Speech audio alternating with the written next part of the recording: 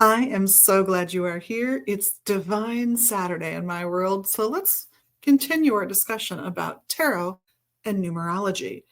I have with me today cards from the Sacred Circle Tarot. It's a used deck set that came in recently to the shop.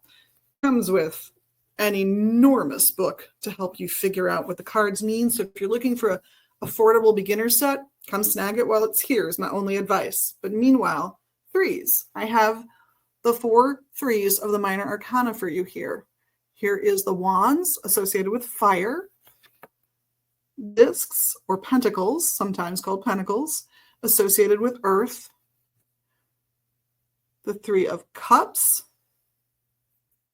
that's associated with water, by the way, and swords associated with air. So what do they mean? What do they have in common? Well, 3, whenever you see the 3 come up, think, I did it. I accomplished something. There's a thing that's done, and this is great. Doesn't mean it's the penultimate or close or even the penultimate of your goal, but you did a thing. So maybe your goal is to become a doctor and you pass the test to get into medical school. That could be a 3 in a reading for you. Doesn't mean you're a doctor. It means that you've accomplished something important on the road to get to where you're trying to go. So early accomplishment in a longer process. So swords, that does not look friendly, does it? This would probably be the hardest of the 3s to go through, but particularly in this deck, it does represent the end of some quarrels, the end of some disagreements. I don't know what the outcome was based on this card. It might have been great for you or awful for you. I don't know, but it is about the quarreling is ending. We're over that now. And that's a good thing. That's a good sign, isn't it?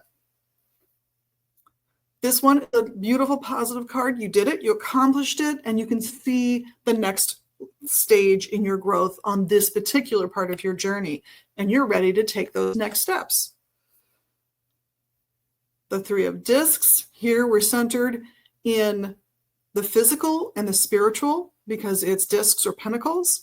And indeed, this means that not only did you accomplish a thing, but you were able to accomplish that thing in part because you have some innate talents that are needed in the direction you're going. So good job tapping those talents and abilities. And then of course, we have the 3 of wands, the fiery one. So fire is all about passion and drive and willpower, isn't it? So the 3 of wands represents that work, that hard work you did, that you did a thing, and again, can see going forward where you're headed.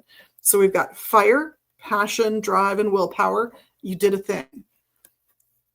Pentacles or discs, you were able to use your innate earthly talents to get the thing done. Congratulations.